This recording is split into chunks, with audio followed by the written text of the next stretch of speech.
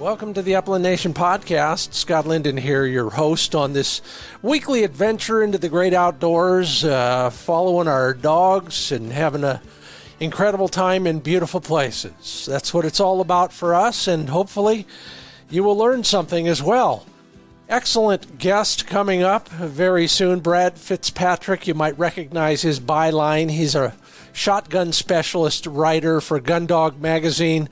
The guy knows guns inside and out, literally, so we'll be talking to him about all things shotguns. Whether you're shopping for one, trying to figure out how to operate your own a little bit better, Brad should have some great answers for you. This guy knows his stuff. We'll also take a road trip, well, figuratively speaking at least. I'm going to kind of list off some of the other public access providers, landowners that, well, sometimes we give short shrift to. And then I asked the question a while back, and your answer was, a little bit eye-opening, frankly. Do you train with a group? Do you train with a partner? And then I'll relate my own personal story about why, if you don't, you should. That's all coming up on the Upland Nation podcast. It's made possible by Sage and Breaker, Pointer Shotguns, Mid-Valley Clays and Shooting School, Trulock Choke Tubes, MidwayUSA.com, Purina Pro Plan Sport Dog Food, LandTrust.com, ESPAmerica.com, and High Vis Shooting Systems.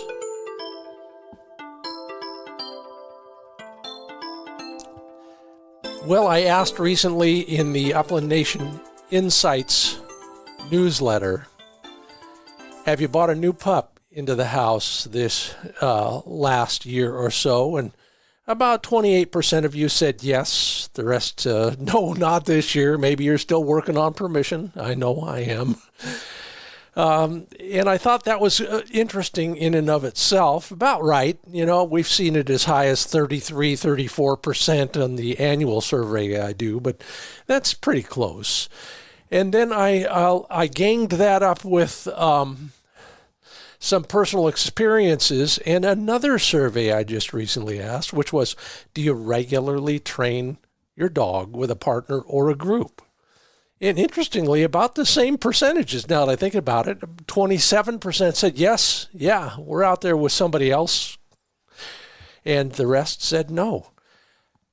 And I was reminded of that last weekend. I went out and helped, so to speak, at a mock NAVDA natural ability test. So planting birds, helping with the track.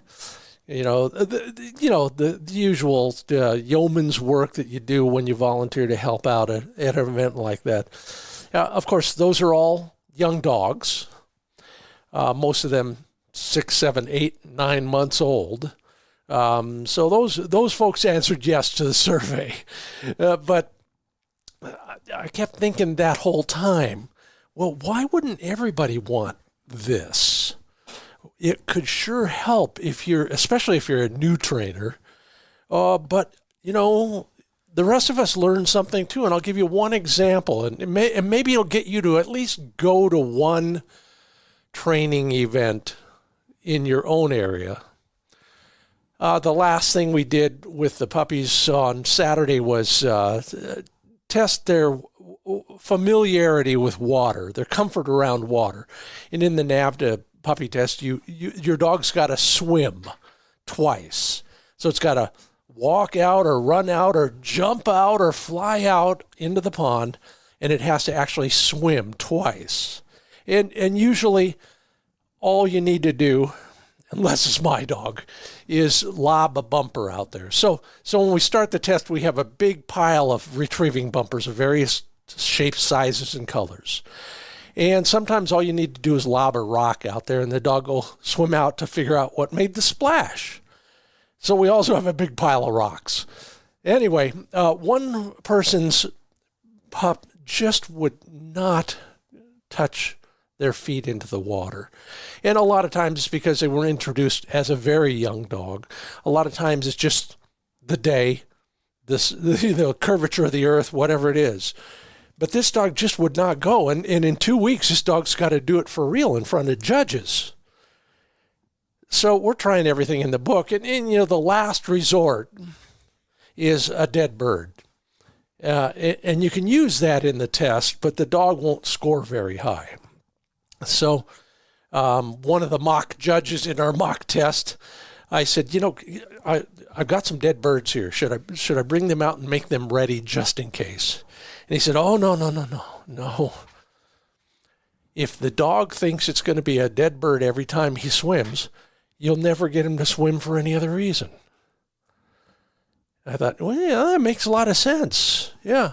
So to a degree, the dog's got to swim when you tell it to swim, period. It's, again, getting back to, it's an obedience question. Then we got lucky.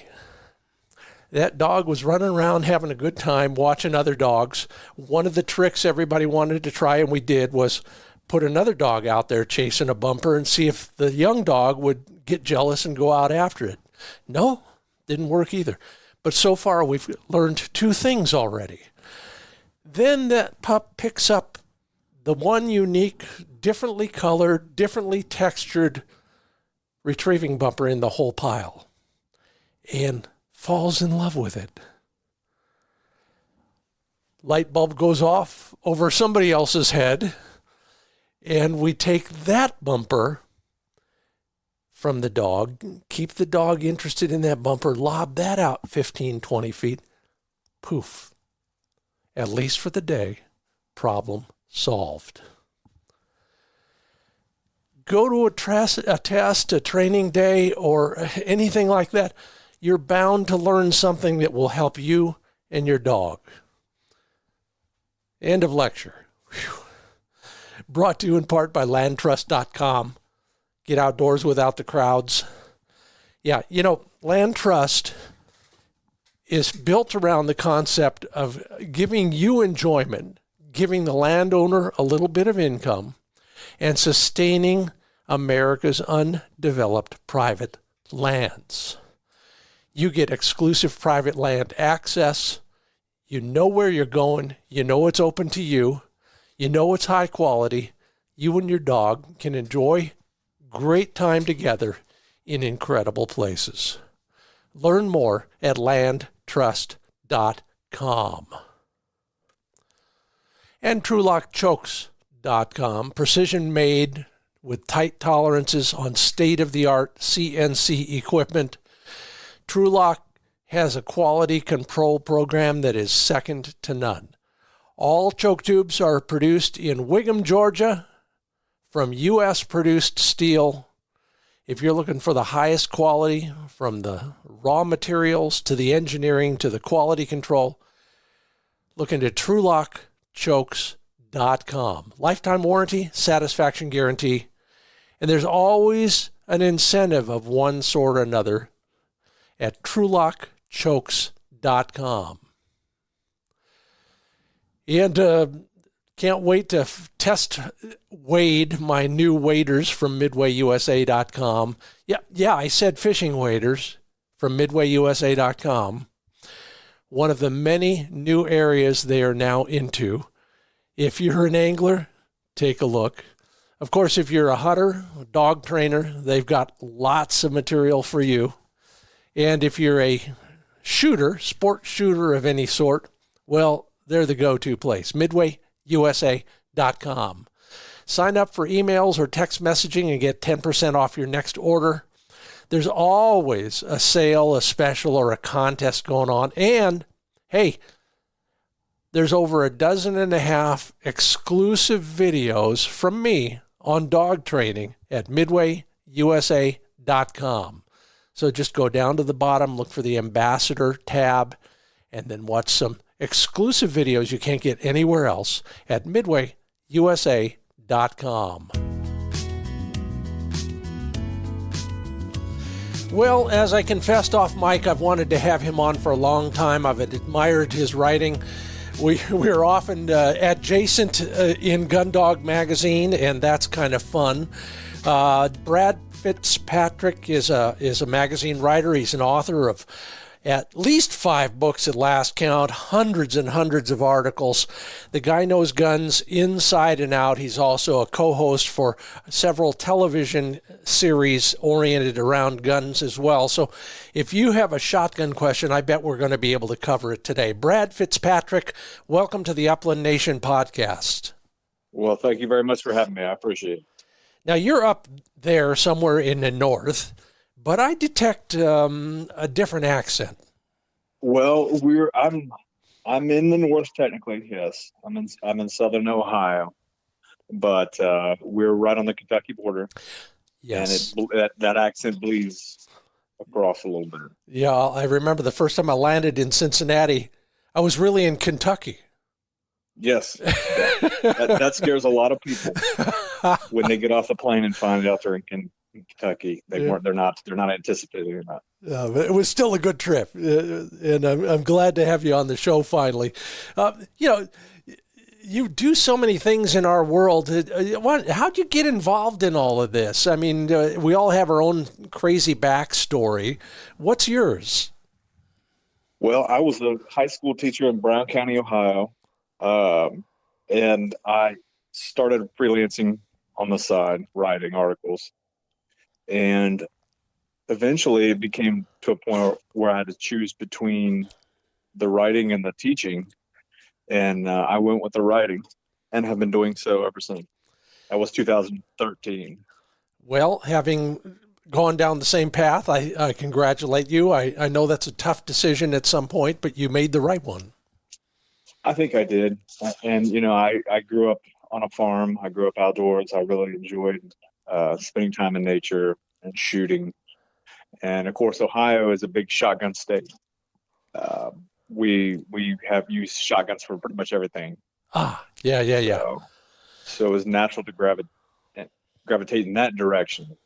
But I've since expanded into rifles and handguns more. Yeah, and that's been a fascinating world as well. We all kind of play in that world to one degree or another, but not to the degree you do. What are you doing on TV in that world? I appear on Guns and Ammo TV, and then I'm a co-host at Handguns TV.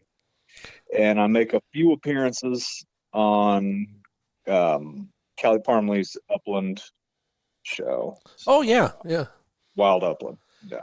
Yeah, I just watched an episode that she wasn't on, in fact. Really? Yeah, I came in a little late, but you know Tanner Smedley. I know Tanner Smedley. Yeah. We both work with him. He's the what is his title now? Associate editor. So he was the focus of that show, and it was a lot of fun. Chucker hunting in Utah. Maybe you've done that. It's still on my list. I haven't made it to Utah, but I've done Idaho. Good. And it will test your will to live. That's one way to put it. You said off mic that you've been traveling a lot. One of those journeys was to pick up a new gun dog? Well, that one's coming up. Okay. So I'm headed to Utah to meet Callie Parmley, who's going to actually be the intermediary between the breeder and myself. The breeder is Tom Loy in Idaho. And I hunted with Tom about 10 years ago. And his Gordon setters were so fantastic. And they hunted so well. And they handled so well that I said, of all the dogs I've seen, I'm going to have one of these. And it only took me 10 years to convince my wife. But we are finally going to have a Gordon move in the house in the next couple of weeks. Oh, spectacular. And congratulations. That'll be great. Now I know why you picked it, though. That is one way to do it, and probably a good way. Out here, out in Oregon, we have a lot of very small Gordon setters. Some of them hunting lines, but most of them not. But small dogs. How big is your dog going to be, do you think, when it's all matured? I don't think she won't be as big as showline Gordons. Which are, they are really big dogs. Yeah. She'll be more in the, I would say, 45 to 50 pound range. Yeah. And you picked a female, or did you have a choice? I chose a female. Particular I reason? don't have a good reason. I wish I could dive in and tell you exactly why, but I've just had really good luck with some of the female dogs that I've hunted, and um, that's just the direction I went. Well, that's as good a reason as any. It really is. We all have our choice in that regard. I've gone the other way. I've always had males. Same thing. Don't know if I can really explain why, at least logically, but it seems to work for me. So Yeah. you've been hunting. You've been hunting in Idaho. Where else have you had some memorable bird hunting trips? Oh, I've been in Texas a few times where it was very good. Yeah. Idaho is my favorite. Oregon, uh, the Snake River, probably Hell's Canyon was the place I would go if I could choose. Now that's I have to be in shape. That's a tough spot. But South Dakota, North Dakota, Kansas, and there's some good bird hunting in the east. Maine for grouse is can be outstanding. Um, and South Africa, there's actually some really fantastic bird hunting in South Africa. I hunted in Italy. They were preserved birds, but I hunted with the Fausti sisters in 2012. Oh So yeah. a little bit everywhere. Well, lucky you. And of all of those, it sounds like maybe we'll run into each other somewhere in Hell's Canyon sometime if that's on your bucket list. Well, we'll see. We'll see if I can get myself in Hell's Canyon shape. That's a special. Yeah, I've been as tired and miserable in Hell's Canyon and as excited and happy and thrilled as any place I think I've ever been. It's the only chucker hunt where you're going out uphill and you're coming back uphill. Yeah, yeah. Well, before I ever went out there, somebody said something similar to me. They said, well, in Hell's Canyon, what's not straight up is straight down." I got to write that down. Well, so tell me, how did you fall into this the shotgun writing guru for Gun Dog magazine?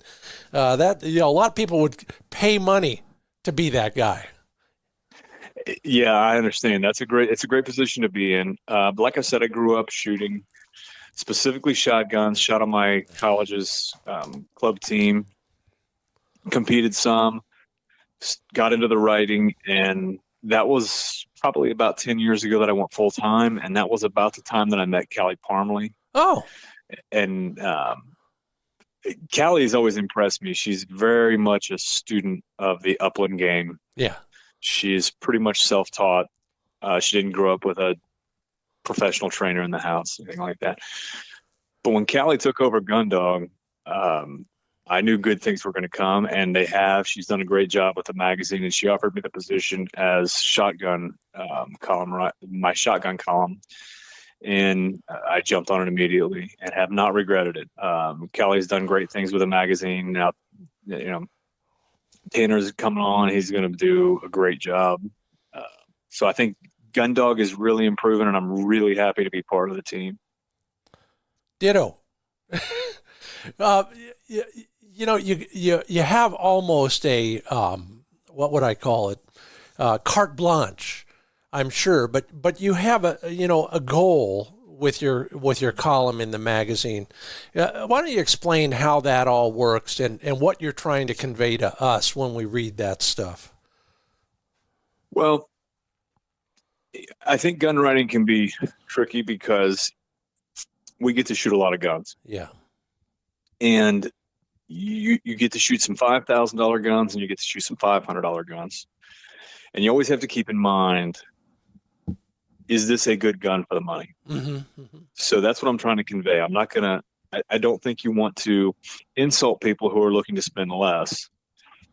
And I think you need to, the more a gun costs, the closer and harder you have to look at it, right? Yeah. Somebody buying a $500 over-under is not necessarily going to go through and look for all the machining lines and on the inside of the gun and worry about that. They want to know, is it going to work? And is my money well spent?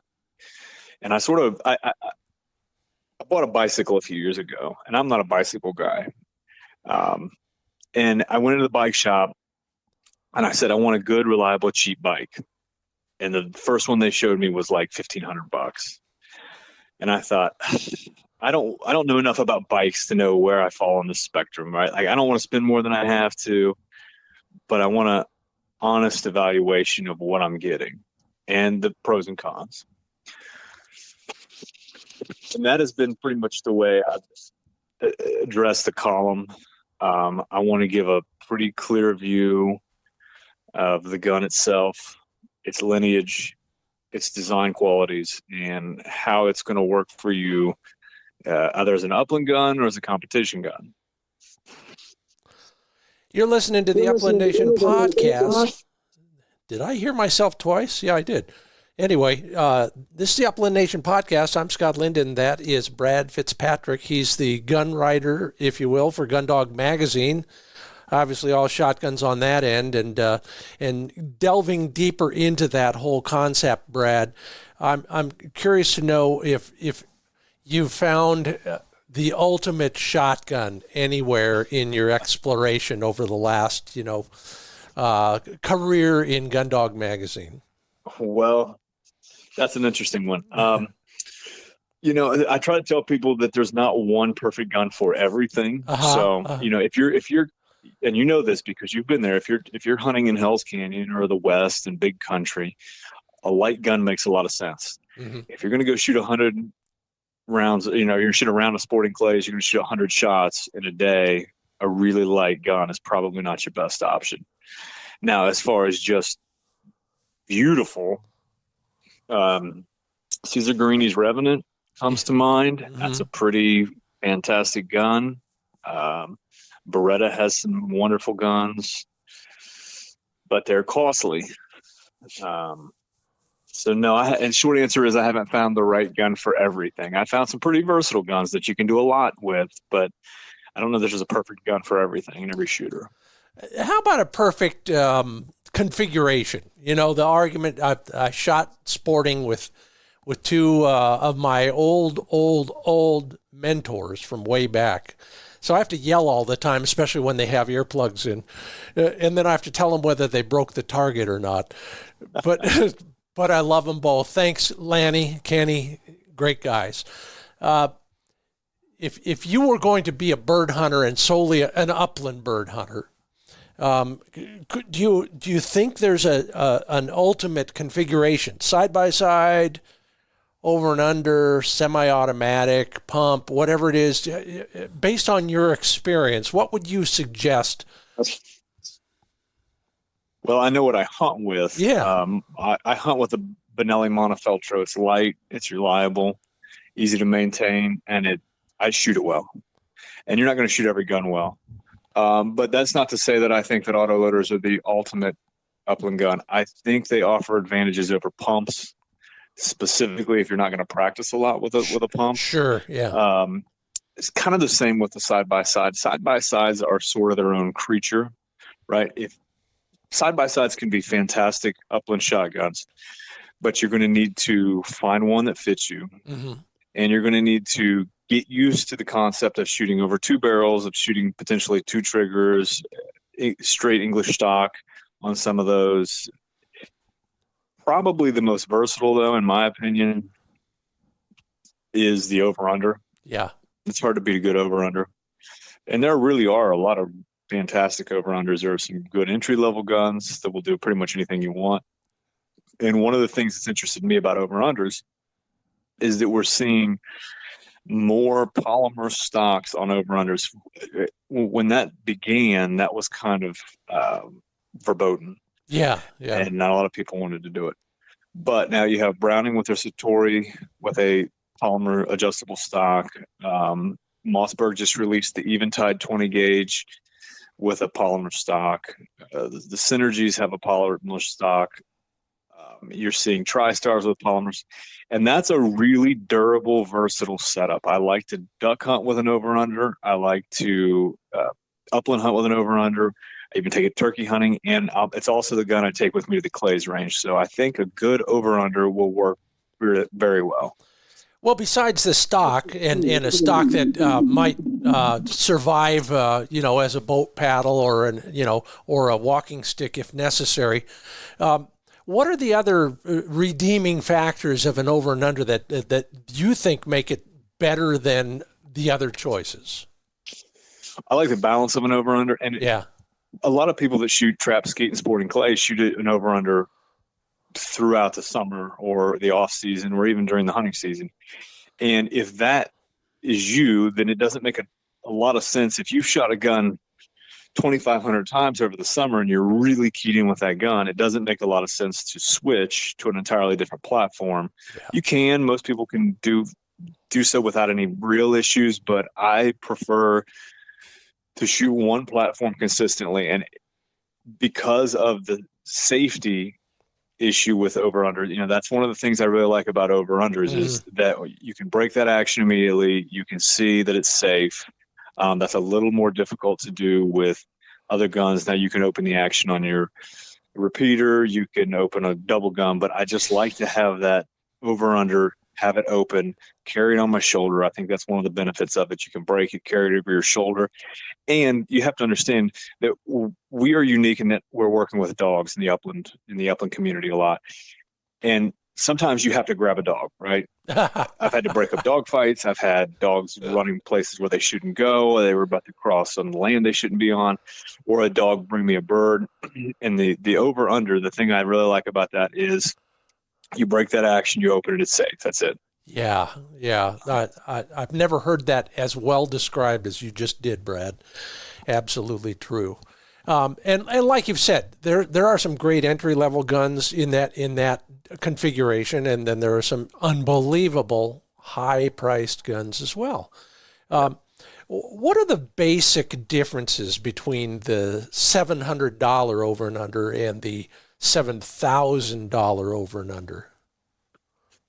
Well, when you're talking about a $7,000 over under, you're talking typically it's going to have phenomenal wood. Fit and finish is going to be perfect. Machining is going to be clean. The interior of the gun is going to be clean. And it should be at $7,000. It should be a gun that is designed to last for thousands and thousands and thousands of rounds. And that has to do with several things. Number one, the quality of the steel, the ways in which the everything is put together, essentially. I mean, that's a pretty basic term. The machining quality, the precision, the fitment of the parts, and once you reach that level, you start having guns that might see 25 or 50,000 rounds, and those guns need another level of durability. Cesar Guarini's Invictus line is really well designed to handle high levels of shooting, things like that. On the bottom side of that, you're going to see less fancy wood or polymer stocks. You're going to see less fancy finishes. You're probably going to see weld marks. You're probably going to see machine marks, things like that. It's going to be cheaper steel. Finishes aren't going to be as good. Not to say that any of this prevents it from being a suitable field gun or a target gun. Right, yeah. But it's not, I mean, a Ford is not a Ferrari, and it's never going to be. It's not built for the long run. Well, they can last quite a while, but those guns are not designed necessarily to be hard, high-level competition guns. Yeah. That puts a lot of stress on an action. Yeah. That puts a lot of stress on the machining. Those guns that are designed for extensive, hard use are going to cost more, and that's one of the reasons they do cost more. They have proven that they can go at a competition level to tens of thousands of rounds with no issues. That's not saying that doesn't say that your $700 gun is going to fall apart after 1,000 rounds. That's not what I'm saying, but it doesn't have that kind of longevity that people are looking for who are shooting, thousands of rounds a week. I was just reminded of that. I was shooting a little 28 gauge side by side on Saturday, and I'm thinking, I really ought to be careful with this thing. It's just a hunting gun, and I'm shooting 1,000 rounds a month with it, and I don't know that I can do that for the next 3 or 4 years with this gun. Um, and and Yeah. I remember a Spanish side-by-side that I learned to shoot with that actually came from the factory with extra firing pins. And I never Yeah. thought about why at the time, but now I Yeah. know. Yep. Yeah, well, that's a great example. I mean, the extra firing pins or maybe titanium or something, where those are the little things that you don't see when you look at a box lock shotgun. Yeah. But it's all those little touches that go together to create guns that are just reliable enough to take that beating over and over and over again and survive. Now, Yeah. does the average upland hunter need a gun that's capable of surviving 25,000 rounds without any work? Probably not. But if you're going to shoot a whole lot of competition, that changes things. Yeah, absolutely. Hey, you're listening to the Upland Nation podcast. That's Brad Fitzpatrick. Brad is the shotgun writer for Gundog Magazine. I'm Scott Linden, the host of this, asking all the dumb questions. Brad, we'll be back to you in just a moment, right after a couple messages, so Yes. hang tight. Sounds good. And let me also remind you that we'll have a road trip story coming up after Brad's interview, and that'll be kind of about some of those other folks who provide public access that you may not have thought of, I've taken advantage of. But first off, let's talk about espamerica.com. Here we are talking about shooting lots of rounds. Man, if you're not wearing custom fit digital hearing protection, then I'll have to talk like this the rest of the show.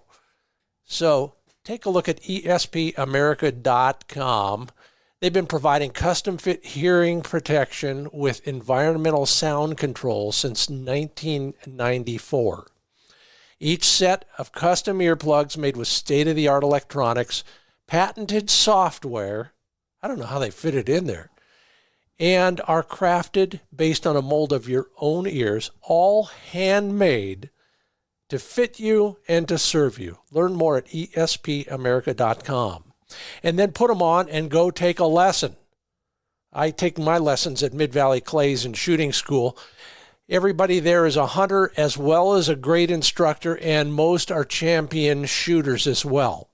They know what works on the range and in the field. And if you're shopping for a new shotgun, speaking of that, it's a great place to start. Owner Dave Fiedler is the shotgun guru. He'll counsel with you, just like our conversation today, on what you need, what you're looking for, and what he has that might help you. They'll ship anywhere, anytime. MidValleyClays.com.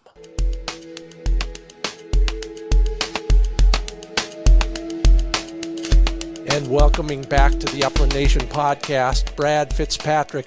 Hey, Brad, you wrote a book about Africa recently, didn't you? It's been a few years. Yeah. I guess everything's relative. 2009.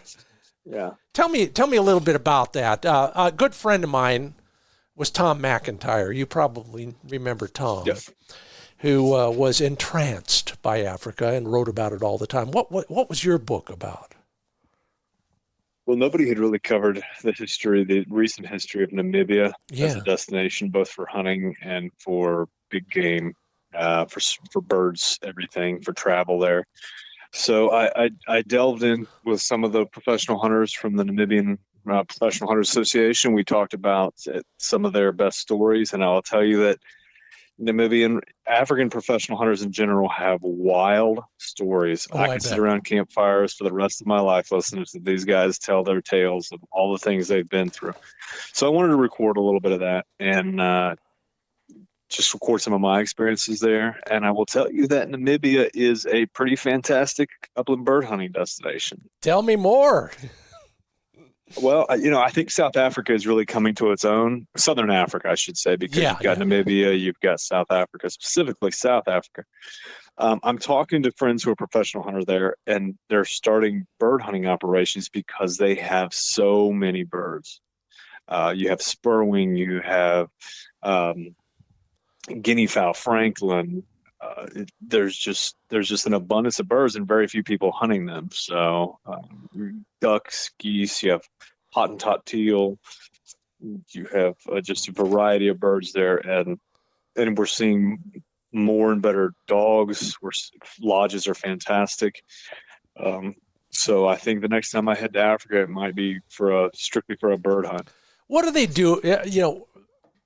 I know it's a dumb question, but everybody seems to wonder how they handle dogs down there. They are doing what we're doing with bird dogs, aren't they? They've got people who are breeding dogs, training dogs. It's no different than here, is it? No, it's no. You have some really good breeders in Southern Africa right now, and they are producing some outstanding dogs.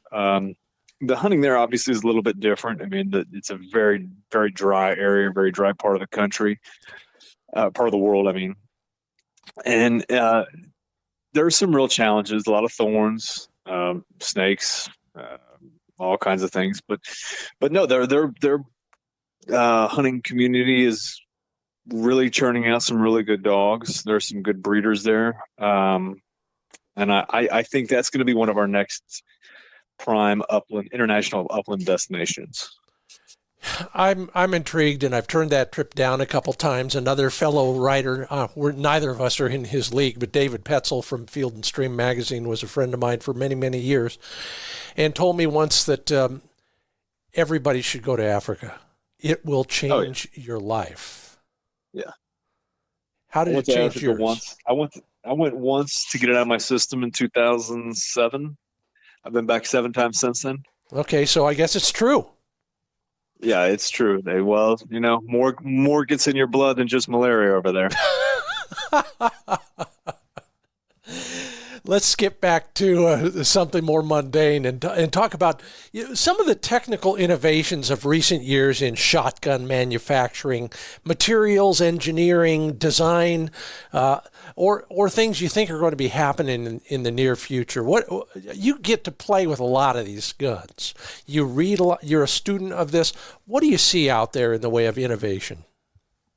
Well, I'm going to jump right in with Benelli's surface treatment, the best treatment. I think that's one of the best things that's coming along in a long time. Now, Benelli still is holding that secret pretty close to the vest, but we have tried to destroy those guns, the exterior finish on those guns, and it is virtually impossible. So I think we're going to see different improved surface treatments. I think you're going to start to see more carbon fiber potentially used. I mean, that's on the rifle side, that's on the handgun side. Sure. And one of the things that blows me away is the rapid growing popularity of red dots on shotguns. Really? I think that's going to be much more commonplace in the near future. I mean, Aimpoint has their S2. I shot with that. I was extremely impressed with how that performed. You're seeing Mossberg now cut their receivers for optics. So I wouldn't be surprised to see optics appear more frequently on shotguns. Now, shotguns are kind of the last frontier of that. We've seen the transition happen, obviously, on rifles, pistols more recently. But I think that's one of the directions that we're going with shotguns. Okay, you can't leave it at that. You have to tell me how you tried to destroy the finish on those guns. Okay, well, we did the usual things. We did the leave them outside. We did the, all the drag them through water. But and I do not recommend this, but I'm telling you, I've seen it with my own eyes. All right. I took a key and I scratched the barrel. I hit the key against the barrel probably 20 times and wiped it away, and there was no sign that it had happened. And if it had been a blued gun, if it had been a Cerakoted gun, it would have certainly left marks. But that was enough for me. And Benelli has proven over and over again that these things can survive salt and terrible conditions. And man, they really armored the shotgun. Well, that's fascinating, and I'm wondering where their supply of kryptonite is coming from, but I'll have to wait, I guess, on that. Well, Benelli will only give you little bitty hints on how this happens. They're not telling the rest of the world yet how it happened. I think people will eventually catch on to it, but it's a physical vapor deposition that they do at low temperatures, and that's about all I know. And definitely all I'm allowed to say. By the way, physical vapor deposition would be a great name for a band. How about mechanical things? We all understand the difference between a gas and an inertia repeating shotgun, but are there any other kind of clever things happening in the world of the trigger to the firing pins to the box lock versus the side lock, et cetera, et cetera? There are minor changes happening all the time. One of the most interesting that I've seen lately is Weatherby's new Sorek shotgun, which is an inertia operated semi-auto. Yeah. It's got a channel on the left side. And I don't know if you're familiar with the design, but the charging handle can be removed and moved to the left or right, which is a really interesting concept. Yeah, because which side does the empty come out? Or can you choose that too? Well, the receiver's cut, so it's always going to come out on the right side. Okay, all right. But if you are left-handed and you want to switch it, or even if you're right-handed and you want to switch the charger, the bolt handle to the opposite side, you can do that. It's very easy to do, and I think that's a very interesting concept. I think we're also probably going to see more companies invest in equipment that is going to allow them to make very, very straight barrels, because I think the word is starting to get out that company, Rite sort of started this, where they have this deep drilling equipment where each barrel is perfectly concentric, and that is resulting in a much, much more consistent patterning. And, of course, the biggest innovation that we've seen in shotguns in the last 10 years or so is not actually in shotguns, but it's on the ammunition side. I mean, this non-toxic ammunition, TSS and things, has just been a game changer. And probably that's going to start to cause some changes to the shotguns themselves. We've already seen that with 3-inch chambered 28 gauges. Browning just recently announced that their over under 28 gauges are not going to have 3-inch chambers. And when I did the roundup for Gundog on new ammo, there were quite a few 3-inch 28 gauge loads from Winchester, Federal, companies like that are offering that. So that's going to be something that we're going to see change soon. Well, what do you see the practical application for that one? For example, I shoot a 28 for almost everything. I'm not going to shoot a goose with it, but why the longer chamber in a 28?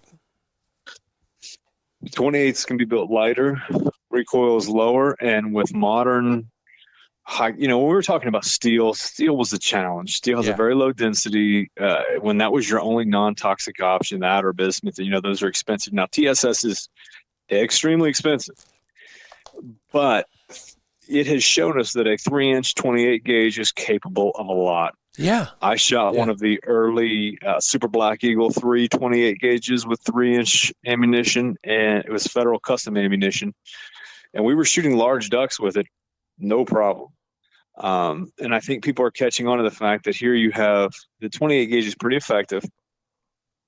You can make it more effective with a 3-inch chamber. And now we have ammo companies that have finally bought into supplying 3-inch 28 gauge ammunition. If you've got a 5-pound Super Black Eagle 28 gauge, you can take it with 3-inch shells, and you can hunt wild pheasants, you can hunt chucker, you can hunt ducks, you can also shoot clays with it. It's not going to beat you up. So I think there's some legitimacy to that. Well, it's intriguing, absolutely, and ballistically, I'm becoming a believer that most 28 gauge loads shoot pretty darn well. In fact, we had Dan Compton from Federal, Remington, and Heavy Shot on the podcast a few weeks ago, and he was talking about. He just opened my eyes to the ballistic potential for that little 28 gauge. Yeah, the 28 gauge is certainly underrated. And Dan's a brilliant guy. I've worked with Dan. I actually was just on a turkey hunt with him in South Dakota not too long ago. But I hesitate to say that the 28 gauge is a great all-around gun. Yeah. Because of the fact that, I say it patterns well. Listen, that depends on your load. That depends on your gun. That depends on your choke. That depends on a lot of factors. Now, I will say that most 28 gauges perform extremely well. we as humans can screw all the accessory stuff up to mess that up, but Yeah. the 28 gauge itself is a very versatile shell. Yeah. Just don't do what I do, and you'll be fine. Hey, we're going to start a pool someday. Okay. Follow me for a moment. Go back in history. Great shotguns have been built in England, Italy, other parts of Europe, Spain for a while. And then manufacturing has moved in various ways over the years to places like Brazil, Turkey, maybe some others I can't think of right off. Where's the next country going to be where firearms start coming from in quantity? Well, right now Turkey is the heart of it all. Yeah. And I think that Turkey's reputation is changing quickly. Yeah. Turkish guns are not bad guns. Yeah. Guns started being made in Turkey because it was cheaper, but there are some really good guns coming out of Turkey right now. No, I can't argue that at all. I shoot them. Yeah. Yes. Yeah. Your dollar goes a lot further a lot of times on a Turkish gun. I think Italy you're going to continue to see as a hotbed of shotgun production. It's got too long a history. There's just some fantastic guns coming out of there. But I don't think you're going to see a whole lot of shifting. Obviously, Japan's going to continue to produce good guns, coming out of the Moroku factory. But Turkey is going to continue to evolve. I wouldn't be surprised to see some other countries start delving into technology for creating new shotguns. But right now, Turkey is the heart of it, and I think Turkey is at its peak, maybe. I don't know. Is India going to be next? Is Brazil going to be next? Eastern Europe, it's hard to say. Well, I'll put you down for one of those squares, and if we ever come to a conclusion, you might be the winner. Good. That's Brad Fitzpatrick. We know him as the shotgun writer for Gun Dog Magazine. I'm Scott Linden. I'm the shotgun abuser from the Upland Nation podcast. Brad, let's get down to brass tacks on the care and feeding of our shotguns. You deal with all these. Luckily, you get a lot of brand new ones, and you don't have to do a whole hell of a lot to them. But your own guns, over the years, what are the most important things we can do to ensure that 2, 3, 5, 10 years from now, they're still shooting well for us? We'll figure out what your gun likes. Yeah. Guns like different things. Yeah. For instance, inertia guns. You can't hang a bunch of stuff on inertia guns as far as weight goes because they won't operate correctly. Likewise, when you clean it, if you make them really sloppy and greasy and let all this stuff build up, they're not going to run well. That's the fastest and easiest way to ruin an inertia gun. You want to make sure that everything is lubricated and that you're reducing that friction. But you also do not want to just pour grease everywhere. There should not be grease that enters your firing pin assembly. So it's a matter of understanding the mechanics of your gun and not overdoing it and not underdoing it. But there are other little things. Wood, for instance. I keep my guns. I keep a dehumidifier that prevents my guns from being exposed to moisture above 50%. So that's an important thing. Just clean them, protect them, keep an eye on them. Wood is obviously more susceptible to damage than some of these polymers. The polymers can be damaged, but sure. But wood is its own animal, and wood will move. When moisture changes in wood, there is going to be some movement within wood. So you can crack stocks and things like that. But take care of your guns. Make sure that they're well lubricated, not over lubricated, and make sure that they're protected against the elements. And you're fine, unless of course you have a Benelli Best gun. Then don't worry about it. Yeah, someday we all will have one of those, I'm sure. But in the meanwhile, I'm still saving my cans and bottles for more ammo. This has been fun. This has been educational, useful, practical, and all those other things. Is there anything else you would want to leave us with when it comes to shotguns, bird hunting, and the care and feeding? Well, I will tell you, this is a great time to be alive because I just finished the guns and the gun dog roundup of new shotguns, upland shotguns. There are a lot of really great shotguns coming. I think that off the record, you're going to see some companies that haven't had shotguns before start to produce those in the next few years. Mm-hmm. Yeah, I think there's a lot of good things coming, but take care of your shotguns, take care of your bird dogs, and try to stay in shape so you can go hunting next fall. And good luck with your new setter. I can't wait to see a picture and hope to hear a lot more about that one as well. That, everybody, is Brad Fitzpatrick. You see him in Gundog Magazine, among other places, and even on television. I'm Scott Linden. This is the Upland Nation podcast. Brad, I will carry on. You can have the rest of the day off. Thanks for being a part of the Upland Nation podcast. Thank you, Scott. I appreciate it. We've got more to come here, including some of those other public access providers that I will be able to share with you based on my own personal experience on the ground in a lot of them. So stick around right after this word from sageandbreaker.com. Gun cleaning and care crafted at the highest caliber. Maybe I've mentioned this a time or two, but do you realize most of their gear comes with a lifetime warranty? Now, hopefully you're using up too much of their CLP or their firearms grease to worry about a lifetime, but all of the manufactured cases, cleaning devices, storage, and travel stuff, lifetime warranty. Oh, and by the way, go to their Facebook page if you are looking for inspiration. Fred Bohm, the founder and owner of Sage and Breaker, probably one of the best outdoor photographers I've ever seen. If you're just looking for some eye candy, get to their Facebook page.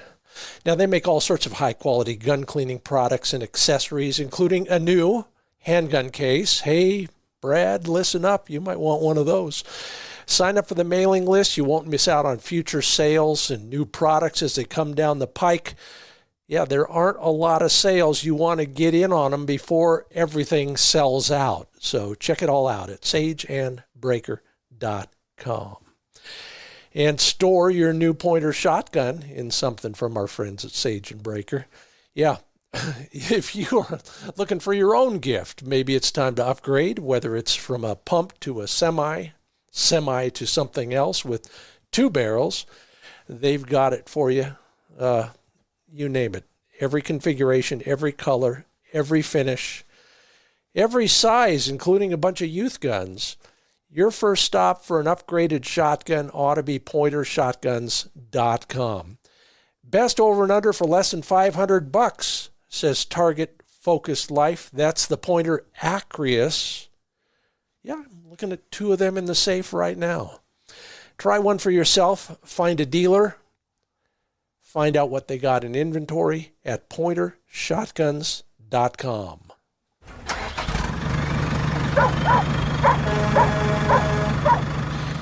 Well, you know the usual suspects. You're on a road trip, just like me. You're driving to that big national grasslands, or you're in the Northeast and you're going to that national forest. Somewhere in between, it could be something else. Lots of BLM land in the West. But what about all those other places that you just blow by, that are open to hunting, but we just never think about? Let me hit on just a few. Just right now you're planning for the season, and so think about these. Wherever you're going, somewhere in between here and there might be, for example, a wildlife refuge, state or federal. Yes, most of them have parts that are open to upland hunting. Check each area's website for information. Make sure you're following the ammo requirements and make sure you have a good map so you're in the right spot at the right time. That's one of my favorite places. In fact, I spend a lot of time. The nearest quail hunting for me, outside of my backyard that is about a 90-minute drive onto a really beautiful state wildlife refuge that cobbled together from a whole bunch of homesteads and cattle ranches, has a lot of water, and all of a sudden that grows a pretty good quail population in a good year. There are others, of course, from the Federal Bureau of Reclamation and the U.S. Forest Service.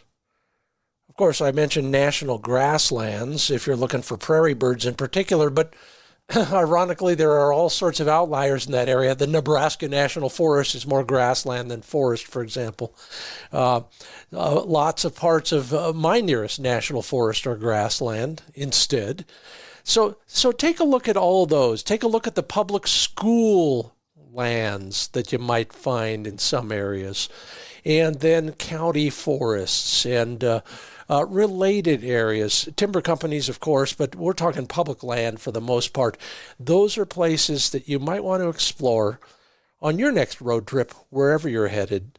Take a good look at the map and enjoy some of the less popular but just as productive public access locations. And the road trip this week brought to you by ProPlan Sport Dog Food, designed for active, hard-working dogs like yours. The high-protein formula with real meat as a first ingredient is the reason only one brand fuels the most sporting dog champions. Yeah, if you're out to win the game, whether it's a field trial, a hunt test, or just getting through the day in the field with your favorite companion, learn more about their formulations at ProPlansport.com. That's Purina, ProPlan Sport Dog Food. And we had a little bit of a talk about sights in our conversation with Brad Fitzpatrick, and I'm becoming more of a believer. He is too. HighVisSights.com, I think, is where you'll get better information. In fact, that new video I did for them explains kind of the rationale of why you need to see the muzzle of your gun and the sight, but not really see it. It's all in the back of your mind, in your mind's eye, however you want to describe it. But you got to create a relationship between the moving muzzle of your gun and that moving target you're trying to shoot at. A high-vis sight might be the way to do it. They got patented interlocking light pipe systems. You can quickly and easily switch out the color to fit the environment and lighting conditions. I love mine. You'll love yours. Learn more at highvissights.com. Well, I can't thank you enough, Brad Fitzpatrick, for imparting some of your wisdom and hard-earned experience with shotguns. I'll see you in Gun Dog Magazine next month, now that I think about it. And I want to thank all of you who have told one person about the Upland Nation podcast. That's how we're growing and growing and growing. If you comment at social platforms, hey, you never know, you might end up right here, and you are helping all sorts of other fellow hunters. And I want to thank all of our sponsors who make this all possible. Sage and Breaker Gun Care Products, Purina ProPlan Sport Dog Food, ESPAmerica.com, Mid-Valley Clays and Shooting School, TrueLock Chokes, MidwayUSA.com, LandTrust.com, Warrior Shotguns, and high-vis shooting systems. Most of all, though, you are what make this whole thing worthwhile. I want to thank you for being loyal listeners and ambassadors for the Upland Nation. Be safe. See you at a training day. I'm Scott Linden. Thanks for listening to the Upland Nation podcast.